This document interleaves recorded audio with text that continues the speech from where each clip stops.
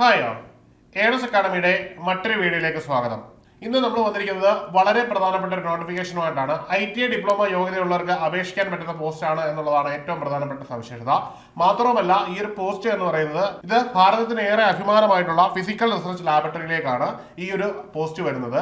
ഈ ഒരു സ്ഥാപനം എന്ന് പറയുന്നത് 1947 സ്ഥാപിതമായ വിക്രം സാരാഭായിയുടെ നേതൃത്വത്തിലുള്ള ഒരു സ്പേസ് റിസർച്ച് റിലേറ്റഡ് സ്ഥാപനമാണ്. ഇവിടെ ഒരു ജോലി കിട്ടുക എന്ന് പറഞ്ഞാൽ വളരെ പ്രധാനപ്പെട്ട കാര്യമാണ്. നിങ്ങൾ നിയമിതരാകുന്നത് മിനിസ്ട്രി ഓഫ് സ്പേസിന്റെ കീഴിലാണ് എന്നതും ഇതിന്റെ ഏറ്റവും പ്രധാനപ്പെട്ട സവിശേഷതയാണ്. അപ്പോൾ നമുക്ക് ഈ ഒരു പോസ്റ്റിന്റെ വിശദ വിവരങ്ങളിലേക്ക് പോകാം. ഈ ഫിസിക്കൽ റിസർച്ച് ലാബറട്ടറി എന്ന് പറയുന്നത് അഹമ്മദാബാദ് ബേസ്ഡ് ആയിട്ടുള്ള ഒരു സ്ഥാപനമാണ്. ഇവിടേക്ക് വരുന്ന ആദ്യത്തെ തസ്തിക എന്ന് പറഞ്ഞാൽ ഡിപ്ലോമ ബേസ്ഡ് ആയിട്ടുള്ള ഒരു പോസ്റ്റാണ്. ഇവിടെ വരുന്ന പോസ്റ്റിന്റെ പേര് എന്ന് പറയുന്നത് ടെക്നിക്കൽ അസിസ്റ്റന്റ് ആണ്. ഇതിന്റെ ലെവൽ 7 വരുന്ന ഒരു പോസ്റ്റാണ്. ഇതിന്റെ സാലറി എന്ന് പറഞ്ഞാൽ 44,900 മുതൽ 1,42,400 രൂപ വരെ സാലറി കിട്ടുന്ന ഒരു പോസ്റ്റാണ്.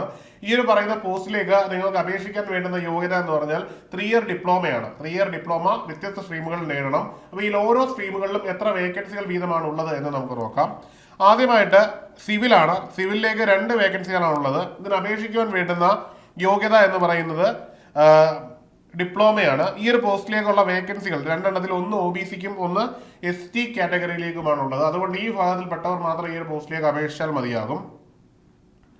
ഈ ഒരു ടെസ്റ്റിന്റെ രീതി, അതായത് ഈ ഒരു പോസ്റ്റിലേക്ക് നിങ്ങളെ റിക്രൂട്ട് ചെയ്യുന്ന ടെസ്റ്റിന്റെ രീതി എന്ന് പറഞ്ഞാൽ റിട്ടൺ ടെസ്റ്റും അതിനുശേഷം സ്കിൽ ടെസ്റ്റും ഉണ്ടായിരിക്കും. ഇത് ഈ എല്ലാ പോസ്റ്റുകളിലേക്കും ഈ ഒരു മാനദണ്ഡം പാലിച്ചാണ് പോകുന്നത്. അടുത്തായിട്ട് മെക്കാനിക്കലാണ്. ഇവിടെയും 2 എണ്ണമാണുള്ളത്. ഇവിടെ ഓപ്പൺ കാറ്റഗറിക്ക് അൺറിസർവ്ഡിന് 1ഉം ഒപ്പം തന്നെ STക്ക് 1ഉമാണുള്ളത്. അപ്പോൾ ഈ കാറ്റഗറിയിൽപ്പെട്ട പോസ്റ്റിലേക്ക് എല്ലാവർക്കും അപേക്ഷിക്കാവുന്നതാണ്. അടുത്തതായിട്ട് ഇലക്ട്രിക്കലാണ്. ഇലക്ട്രിക്കൽ സ്ട്രീമിലേക്ക് വരുമ്പോൾ അൺറിസർവ്ഡ് 1ഉം ഒപ്പം തന്നെ STക്ക് 1ഉമാണ്. ഈ ഒരു പോസ്റ്റിലേക്കും ഓപ്പൺ കാറ്റഗറിയിലുള്ള എല്ലാവർക്കും അപേക്ഷിക്കാവുന്നതാണ്. ഒപ്പം OBC, SC, ST, ജനറൽ എല്ലാവർക്കും അപേക്ഷിക്കാവുന്നതാണ് ഈ പോസ്റ്റ് എന്നത് വളരെ പ്രധാനപ്പെട്ട കാര്യമാണ്. അടുത്തത് കമ്പ്യൂട്ടർ ആണ്. കമ്പ്യൂട്ടർ സയൻസുമായിട്ട് ബന്ധപ്പെട്ട് മൊത്തം 3 വേക്കൻസിയാണ് ഉള്ളത്. ഇവിടെ ഓപ്പൺ കാറ്റഗറിക്ക് 1ഉം OBCക്ക് 1ഉം SCക്ക് 1ഉമാണ്. ഇവിടെയും എല്ലാ കാറ്റഗറിയിൽപ്പെട്ടവർക്കും ഈ ഒരു പോസ്റ്റിലേക്ക് അപേക്ഷിക്കാവുന്നതാണ്. അടുത്തത് ഇലക്ട്രോണിക്സ് ആണ്. ഇലക്ട്രോണിക്സിൽ പ്രധാനമായിട്ടും ഒരു വേക്കൻസിയാണുള്ളത്. ഇത് EWS വേക്കൻസിയാണ്. അതുകൊണ്ട് EWS കമ്മ്യൂണിറ്റിയിലുള്ളവർ മാത്രം ഈ ഒരു പോസ്റ്റിലേക്ക് അപേക്ഷിക്കുക.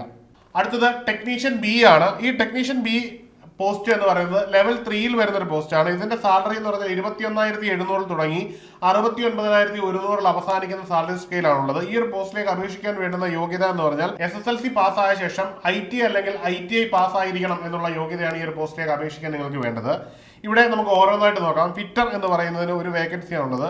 ഇത് ST കമ്മ്യൂണിറ്റിക്ക് വേണ്ടി മാത്രം റിസർവ് ചെയ്തൊരു പോസ്റ്റാണ്. ഈ കമ്മ്യൂണിറ്റിയിലുള്ളവർ മാത്രം അപേക്ഷിച്ചാൽ മതിയാവും. ഈ ഒരു പോസ്റ്റിന്റെയും അടിസ്ഥാനപരമായിട്ടുള്ള റിക്രൂട്ട്മെന്റ് എന്ന് പറഞ്ഞാൽ റിട്ടൺ ടെസ്റ്റും ഒപ്പം സ്കിൽ ടെസ്റ്റും ഉണ്ടായിരിക്കും. അതിനുശേഷം മാത്രമേ ഈ പോസ്റ്റിലേക്ക് നിങ്ങളെ പരിഗണിക്കുകയുള്ളൂ.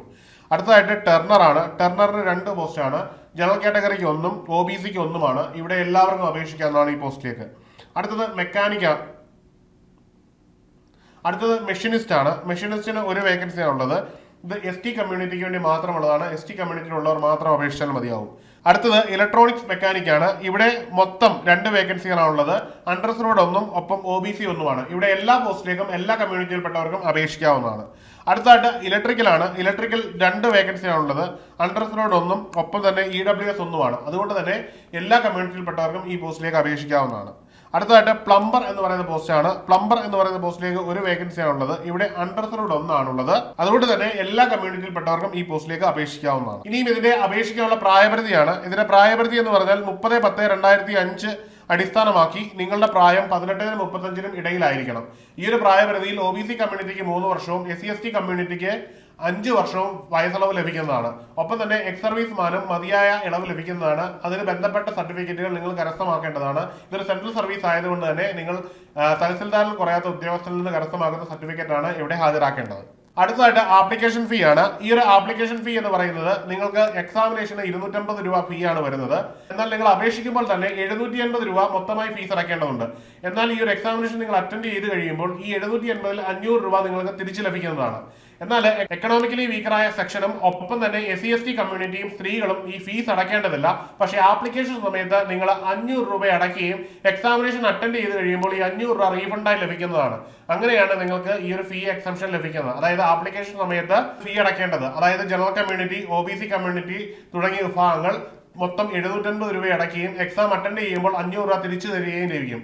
അല്ലെങ്കിൽ നിങ്ങൾ SC/ST വുമൺ തുടങ്ങിയ കമ്മ്യൂണിറ്റിയിൽപ്പെട്ടവരാണെങ്കിൽ നിങ്ങൾക്ക് ഈ ഫീസ് അടയ്ക്കേണ്ടതില്ല. മറിച്ച് 500 രൂപ മാത്രം അടയ്ക്കുകയും എക്സാം അറ്റൻഡ് ചെയ്യുമ്പോൾ പൂർണ്ണമായും 500 രൂപ തിരിച്ചു തരികയും ചെയ്യുന്ന രീതിയിലാണ് ഇതിന്റെ എക്സാം ഫീ തയ്യാറാക്കിയിരിക്കുന്നത്. ഇനി അടുത്തത് എങ്ങനെയാണ് അപ്ലൈ ചെയ്യുന്നുള്ളതാണ്. 4/10/2025 മുതൽ 31/10/2025 വരെയാണ് നിങ്ങൾക്ക് ഈ ഒരു തസ്തികയിലേക്ക് അപേക്ഷിക്കാൻ പറ്റുന്നത്. ഈ ഒരു പോസ്റ്റിലേക്ക് നിങ്ങൾക്ക് ഓൺലൈനായിട്ട് മാത്രമേ അപേക്ഷിക്കാൻ പറ്റുകയുള്ളൂ. www.prl.res.in എന്ന സൈറ്റ് വഴിയാണ് നിങ്ങൾ അപ്ലൈ ചെയ്യേണ്ടത്. അതിൽ കരിയേഴ്സിൽ കയറി നിങ്ങൾക്ക് അപ്ലൈ ചെയ്യാവുന്നതാണ്. ഈ ഒരു ഡേറ്റിനുള്ളിൽ തന്നെ നിങ്ങൾ അപ്ലൈ ചെയ്യേണ്ടതാണ്. അപ്ലിക്കേഷനൊപ്പം തന്നെ നിങ്ങൾ ഫീസ് അടയ്ക്കേണ്ടതാണ്.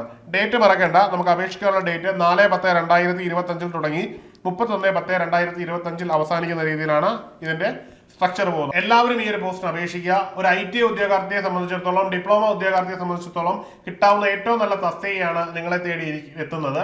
മാത്രമല്ല ഭാരതത്തിൽ തന്നെ അഭിമാനമായ ഒരു സ്ഥാപനമാണ്. ഈ ഒരു സ്ഥാപനത്തിൽ ജോലി ചെയ്യുക എന്നുള്ളത് നിങ്ങളുടെ കരിയറിൽ തന്നെ ഏറ്റവും വലിയ നേട്ടമായിരിക്കും. ഈ ഒരു എക്സാമിനേഷനായി തയ്യാറാവുക. നമുക്ക് വേണ്ടത് ഒരു പോസ്റ്റ് മാത്രമാണ് എന്നുള്ള ബോധ്യത്തിൽ തന്നെ നമുക്ക് ഈ ഒരു എക്സാമിനേഷന് തയ്യാറെടുക്കാം. ഇതുപോലെ തന്നെ അഭിമാനകരമായ ഒരു തസ്തികയാണ് ISROയിലെ ടെക്നിക്കൽ അസിസ്റ്റന്റ് എന്ന് പറയുന്നത്. അതിന്റെ കോഴ്സ് ഏണസ്റ്റ് അക്കാഡമിയിൽ അവൈലബിൾ ആണ്. ഈ ഒരു കോഴ്സിൽ ജോയിൻ ചെയ്യുന്നതിനും കൂടുതൽ വിവരങ്ങൾ അറിയുന്നതിനും താഴെ നൽകിയിരിക്കുന്ന ഗൂഗിൾ ഫോം ഫില്ല് ചെയ്യാവുന്നതാണ്. ഈ വീഡിയോയുമായി ബന്ധപ്പെട്ട് നിങ്ങൾക്ക് എന്തെങ്കിലും സംശയം ഉണ്ടെങ്കിൽ ഈ ഫോം ഫില്ല് ചെയ്യാവുന്നതാണ്. അല്ലെങ്കിൽ ഈ താഴെ കാണുന്ന നമ്പറിൽ ബന്ധപ്പെടാവുന്നതാണ്. എല്ലാവർക്കും വിജയാശംസകൾ. മറ്റൊരു വീഡിയോയുമായി കാണാം. Good bye.